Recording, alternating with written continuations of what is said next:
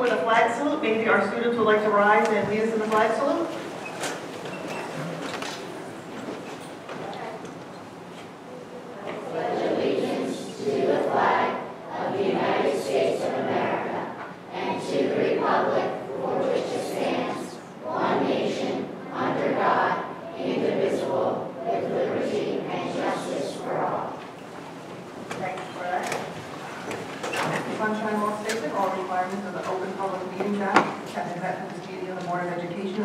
Oradell. Notice of this meeting was filed with the record of town news, and all persons requesting such notice. Mr. Derry, would you read the mission statements?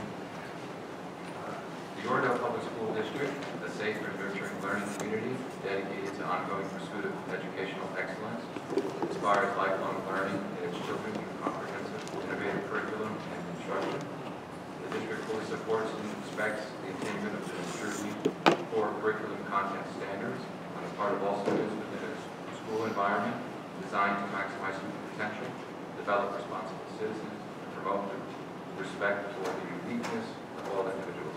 Thank you. Roll call. Mr. Darian? Here. Mrs. Levy? Here. Mrs. Shapiro? Here. Mrs. Walker? Here. Mr. Walsh? Here. Dr. Wesley? Mrs. Nichols? Here. Open to the public for agenda items only.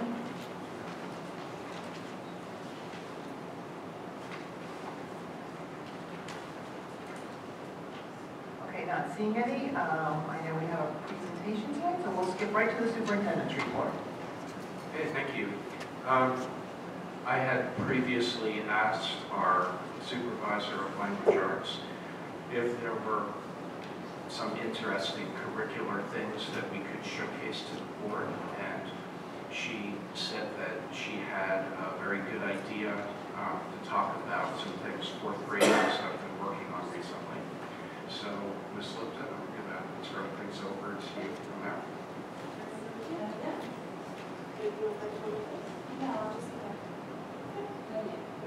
I think these are two of our wonderful fourth grade teachers. We're going to share about the global read aloud and what the students are doing with us.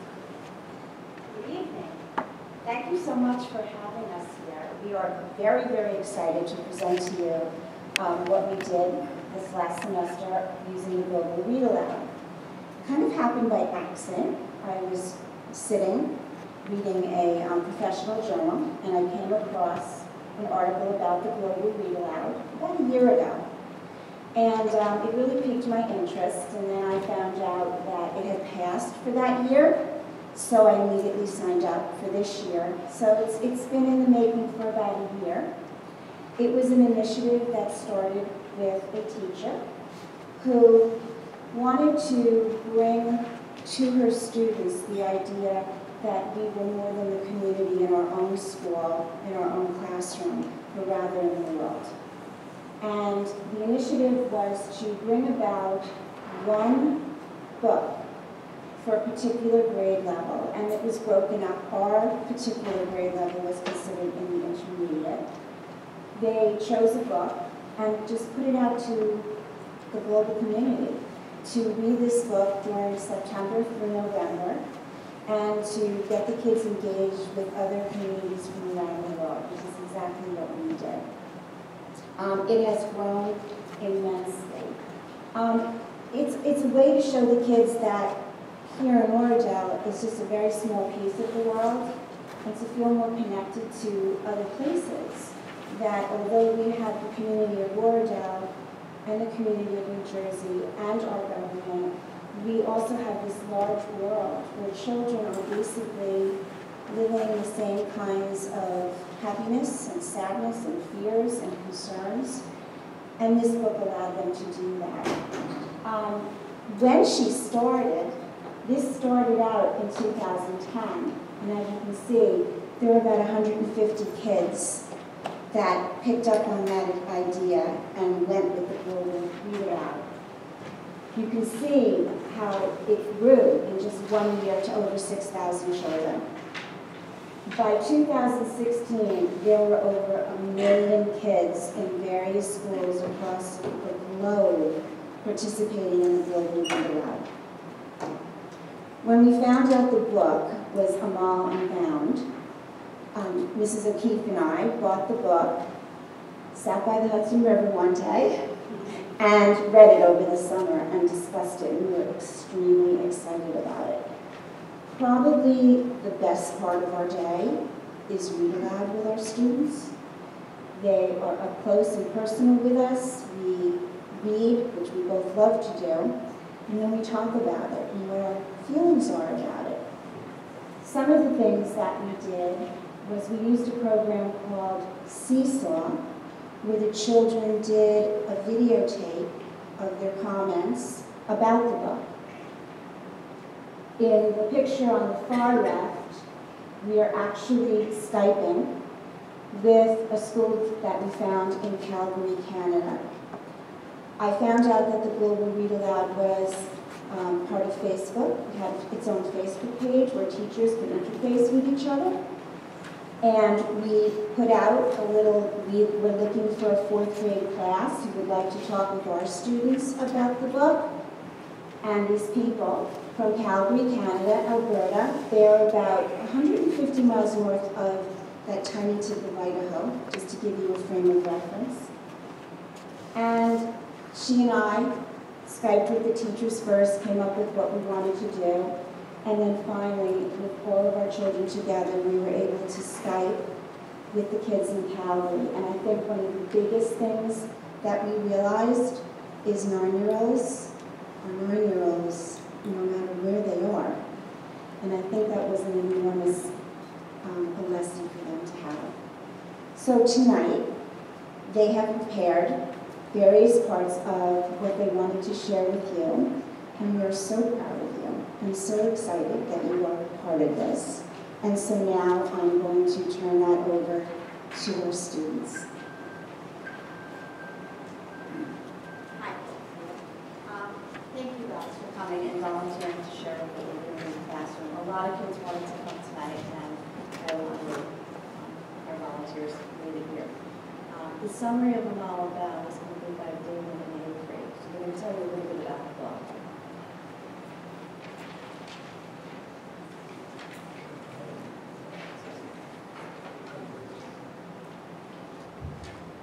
Good evening, my name is Damon, and I would like to tell you a little bit about the story of the German global read aloud and what we know.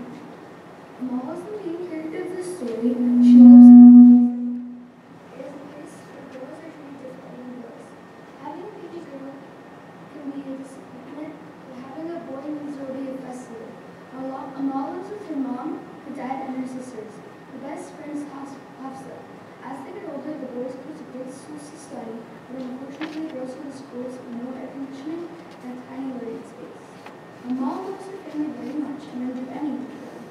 Her mother was pregnant and she really didn't want her to be there because she only had girls. She sadly ended up having a girl and they loved her. Mom wasn't herself. She was depressed because she didn't have a boy. After she had another girl, Amal's mom didn't talk to anyone and she took a lot of time before she could be herself again. Amal was with her the whole time. Mom wanted to go back to school, but she knew she had to help her mom. Eventually, her mom began to feel better. A couple days later, Amal was sent to pick up some food, so she headed to the local market. She walked up to the last pomegranate and held it in her hand. Suddenly, a car came and knocked her down. Amal got up, holding back her tears. She could see the scratches on her leg. When the car stopped, a man came out with his hand reaching out at Amal, helping to pick her up. Amal thanks the man and starts to walk away. The man demands the pomegranate in his hand, but Amal refuses. She did not realize who the man was. It was Jawad Sahib, a very powerful man who was the owner of the villages. She takes the pomegranate and walks away, and little did Amal know her life was about to change drastically. Good evening, my name is Ava, and this is the second half of Amal Bound. One day, Amal went to the local market and bought a pomegranate. Jawad Sahib demanded she give him the pomegranate for his mom. Amal refused to give Jawad the pomegranate and yelled at him. Her punishment for disrespecting him in public was Jawad decided that Amal would become his servant. 3 days later, Jawad and another one of his servants went to Amal's house and took her. Amal was upset. Amal's family was upset, but they couldn't fight back. Amal was scared that she would be forced to stay with Jawad forever. When Amal got to Jawad's home, she was amazed and overwhelmed by its size. Amal got a small bedroom, but she was thankful, as some other servants had it much worse. Jawad took away Amal's phone so that she couldn't talk to her family. Amal found a library in the house. She would sneak one book at a time back to her room to read. One day, Jawad caught her reading a book, and she got in trouble. Amal also got to go to school, which she loved to do. The school was in the middle of nowhere, and she was the only student. Amal liked her teacher. She told her teacher that she overheard Jawad and his dad talking about something that he had done. The teacher's father was a lawyer, and the teacher said that she would tell his father what Amal had heard. One day, as Amal was drawing Nazreen a bath, she heard Nazreen scream. Nazreen was watching the news and found out that her son was being sent to jail for what he had done. Once Jawad was in jail, Nazreen released Amal, and she was finally able to go back to her family.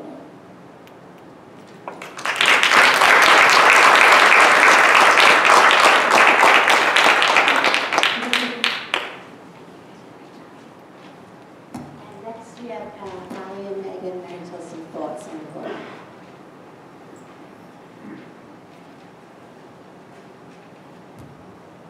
Good evening. My name is Megan, and tonight I'm going to share my thoughts about the book, Amal Unbound.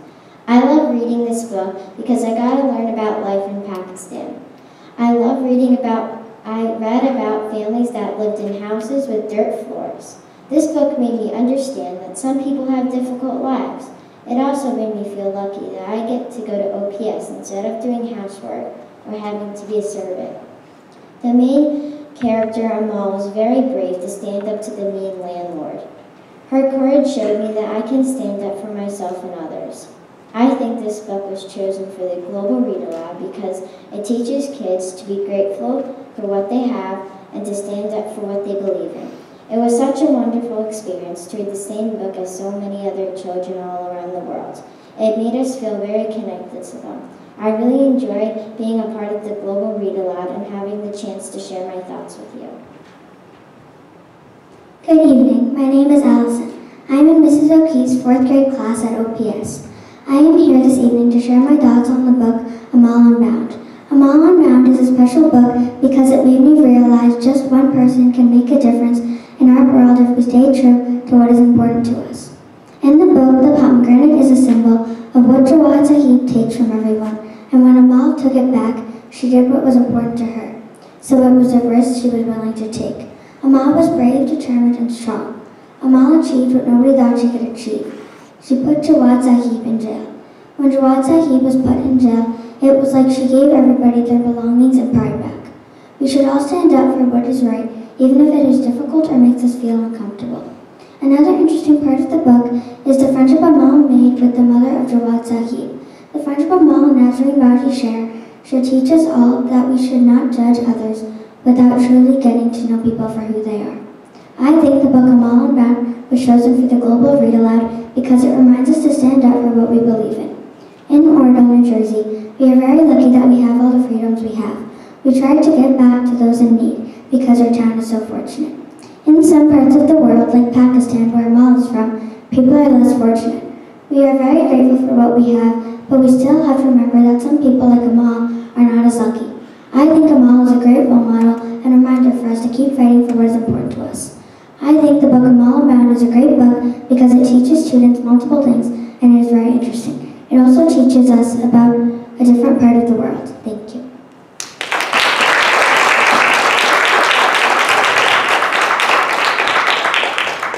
And next we have Henry and Brandon, and they're going to talk about our connection with Calvary in the classroom.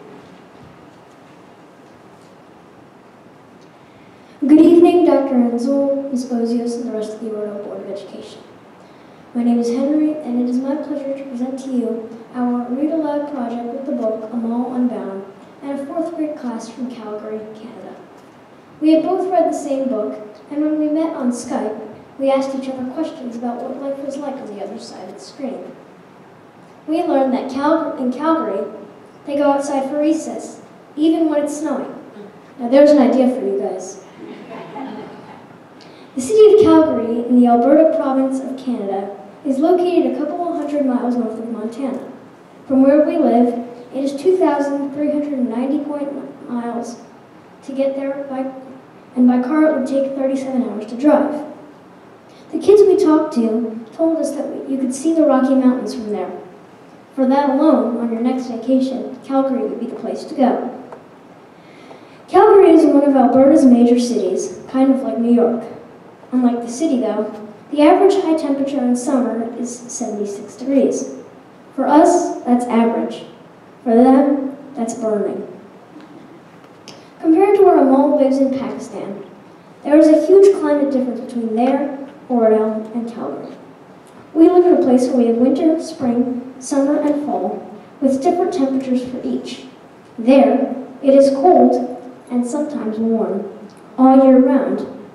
For those of you like me who aren't a fan of the cold, try to book your trip to Florida, Hawaii, or maybe even Pakistan. I will now hand this over to Brendan to talk about our meeting with the class. Good evening, my name is Brendan. I'm going to talk to you about how we spoke to kids in Calgary, Alberta, Canada, about the same book we were reading here in Oradell, New Jersey.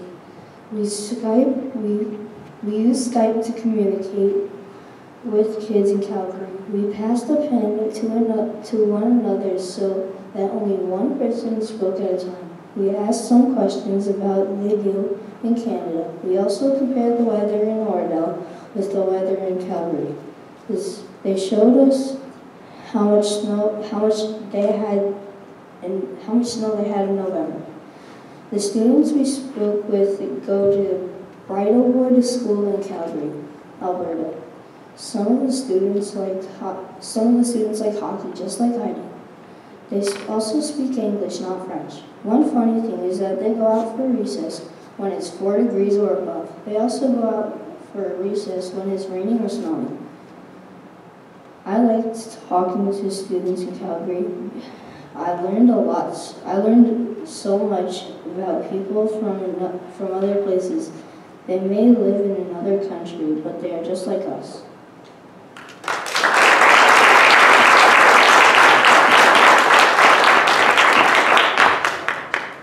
And next we have Abby and Agatha, and they're going to show us their project that we did with the books.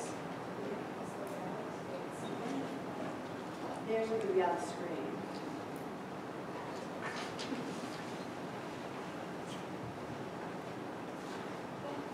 Good evening, my name is Akriti. We are going to share the cover of Amal Unbound with you. The cover is important because it helps show what Amal has gone through in the book.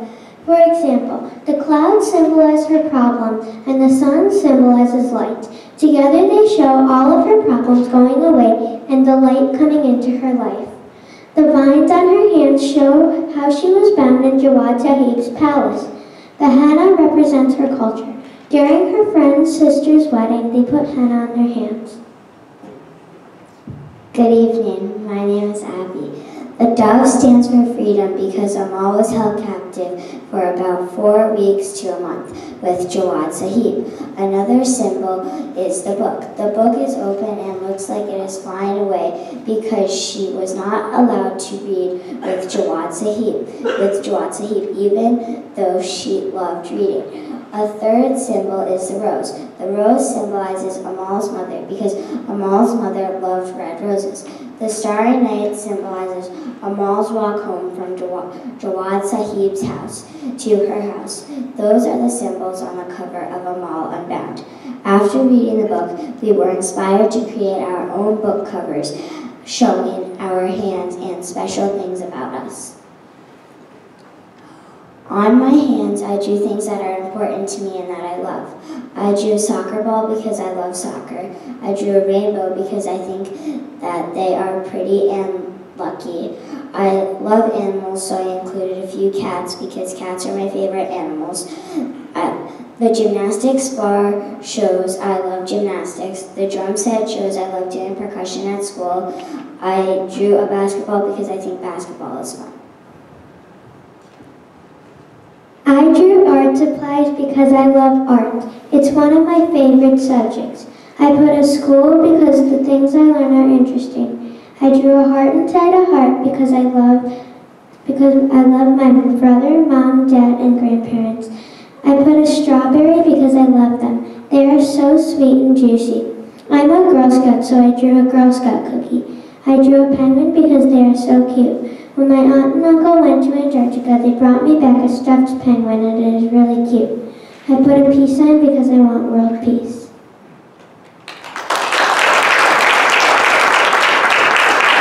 Thank you. You guys did a fantastic job. Thank you for sharing all of that. And thank you to your wonderful teachers, Eleanor Romer and Heidi O'Keefe, for bringing this to OPS and to really inspiring your students. Thank you.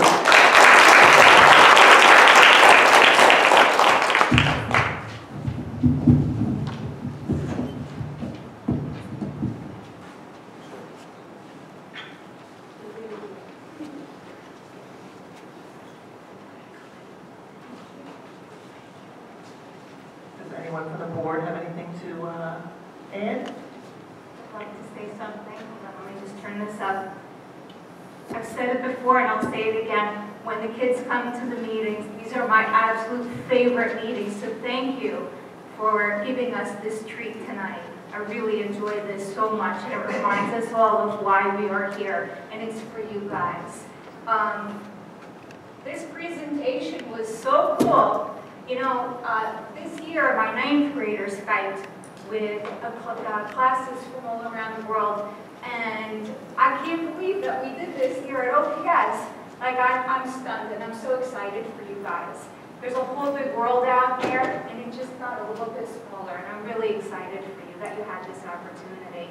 And I wanted to tell you, I really want to read this book. It's fascinating, and I've never heard of it, and I'm going to look it up because I thought you guys did a great job presenting, and I loved your analysis, and I want to read more about this, what happened. So thank you to all of the students who came. Thank you, teachers. Thank you, everybody. Anyone else? What's the next book? They usually announce it sometime in mid-February. Mrs. Walker? Thank you, boys and girls. It was absolutely wonderful. What amazed me was their creative writing was just so beautifully done. It wasn't creative, it was really, but their opinion. I felt your voice in your writing. I felt who you are interpreting this wonderful book. So that alone is such a compliment to you guys and to your wonderful teachers that have brought you to this level. As a board member, I sit here and I say, 4th grade? I can't believe it. I can't believe it. You've done a great job. And I'm so impressed with how beautiful you all look and handsome. Beautiful and handsome. So thank you for taking that time. And it made our day. And as Mrs. Shapiro said, these are the things that keep us coming back to be hopefully on the board, because it isn't the pay, it's these good things. So like everyone else has said, we're so happy that you came to join us tonight. It was a very impressive presentation. We liked how you split up in segments and each of you took part. It was excellent. I think there was a running theme though, Dr. Ansel. Other schools that get to go outside for lunch when it snows, rains, and over 4 degrees. So we may have to, look into that. So you're more than welcome to stay for the next long and boring part of our meeting, but I'm sure you're not going to want to. So before you leave, I think we should have all of you come up and take a picture with maybe Dr. Ansel and Ms. Bozios and your teachers. What do you think? Can you come on up to the side here and we'll get a quick picture before you all leave?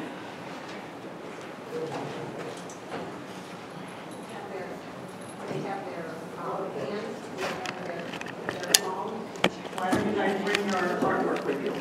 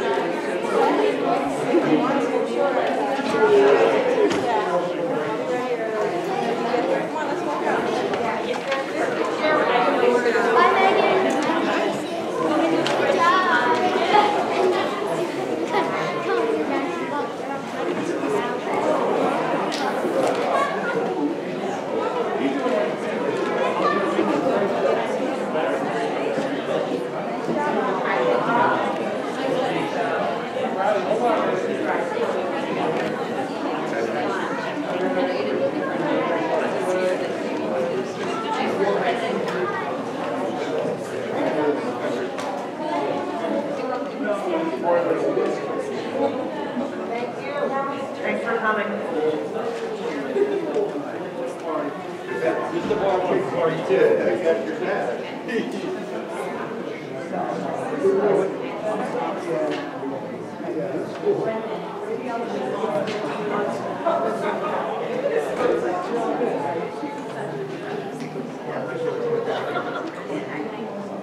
And Mrs. Romer, thank you for coming. That was wonderful. That was awesome.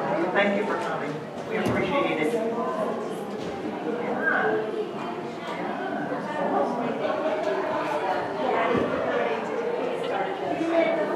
You lit a fire. It'll be your legacy. You'll always get the credit for it. Absolutely. Your legacy. Thank you so much. Bye-bye.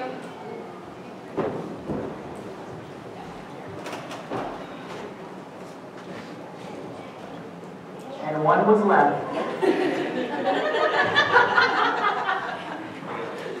have the presentation. We have an empty seat over here. Hi, Dr. Ansel, anything else? Yes.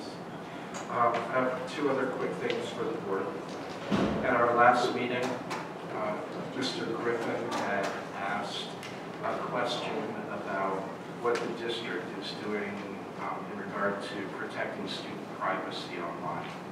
And although I knew that we were doing a number of things, I also reached out to a number of people over the last couple of weeks to get some more feedback from them. So I spoke to Bergen Technical to ask them for ideas about what are considered to be current best practices in this area. And I put into your meeting folder this flyer that is from CSN, which is a professional group of technology leaders in education who have a number of recommendations about what best practices are for protecting student privacy. So I won't read all of this to you, but just to touch on a couple of quick things very briefly. They advise speaking to legal counsel, which I have done, and I spoke to our board attorney about making some changes in policy. And he did, in fact, have some good suggestions for us. So I am planning to speak to the policy committee about this topic in more detail. I also reached out to New Jersey school boards to ask them for samples of policies that address this area, and they did send me a number of materials. They also sent some suggested forms to be used.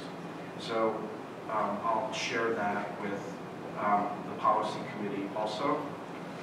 They recommend getting input from parents and from the board about what they call community norms. And I think that it would be very good and useful to get feedback about what opinions members of the community have about this topic. So I think that we're going to follow up on that. including informing parents about what we're currently doing. And then the last item, number 9, about making security a priority, references what we can do to protect ourselves against outside aggressors that may attack online. And that is becoming an issue in New Jersey. I did speak to our risk manager about this topic, who told me that they're representing 4 school districts in New Jersey that had their data held for ransom in the last year. And they informed me that, in fact, without us even having to ask, that is actually covered in our current insurance policy. But there are other things that we can do, including looking at a lot of our existing contracts with different providers. So that's one of the things our attorney is helping with. And so as we make more progress in this area, I'll keep all of you updated. The other thing that I wanted to report back to you about, and this was thanks